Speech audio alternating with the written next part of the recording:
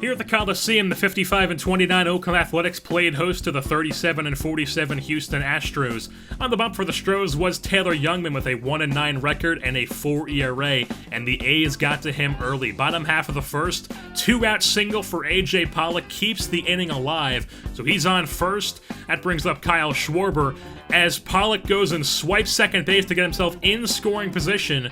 So he's on second now, and Kyle Schwarber with a 2-2 count delivers a shot to left center field. It gets over the head of the outfielder, and Pollock is able to score from second with an RBI double from Schwarber. 1-0 A's just like that. Rafael Montero was on the mound for the Athletics looking for his 10th win of the season.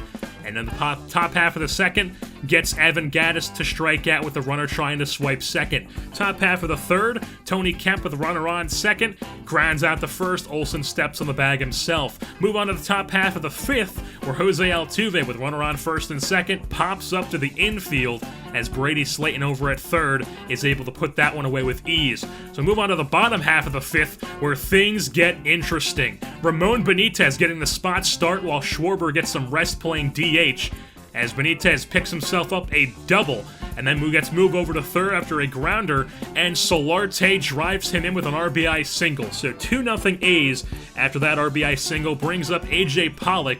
He bloops one over the head of A.J. Reed at first base as Solarte goes first to third. Pollock picks up a double, so second and third is they're going to intentionally walk Kyle Schwarber to load the bases, and that will end Taylor Youngman's day. So he comes out of the game, and Francis Martes comes into the game for the 7th time this season.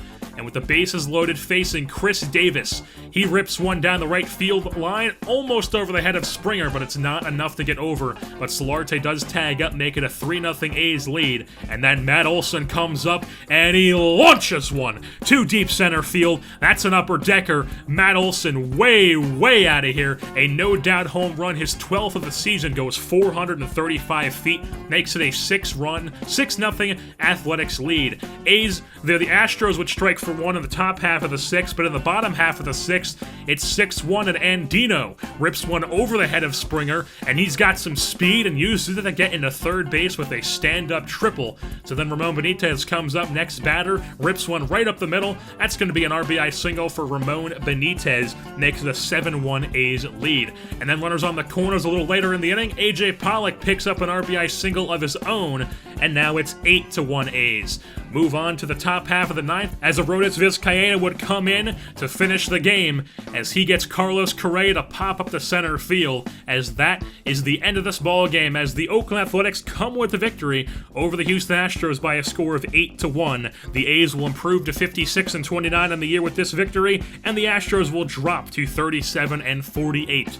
Rafael Montero picks up his 10th win of the season while getting player of the game honors. 8 innings pitched, 8 strikeouts, gave up 9 hits and 2 walks as well, but he does get the job done as the run support gets it done for him. 8-1 A's victory as Sean Andino was 2 for 3 with a double and a triple.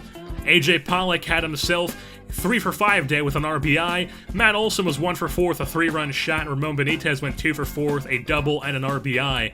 So 8-1 A's was the final. That's going to wrap things up here for this edition of Oakland Athletics Baseball. I've been your host, Jersey Born, and I'm saying goodbye.